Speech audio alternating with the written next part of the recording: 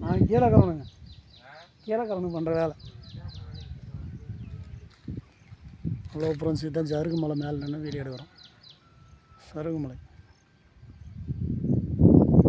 சேலம் மாவட்டம் சருகுமலை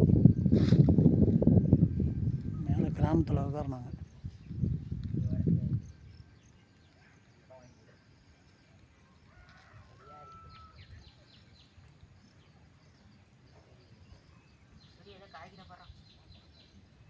பலாப்பழம் சீசனோட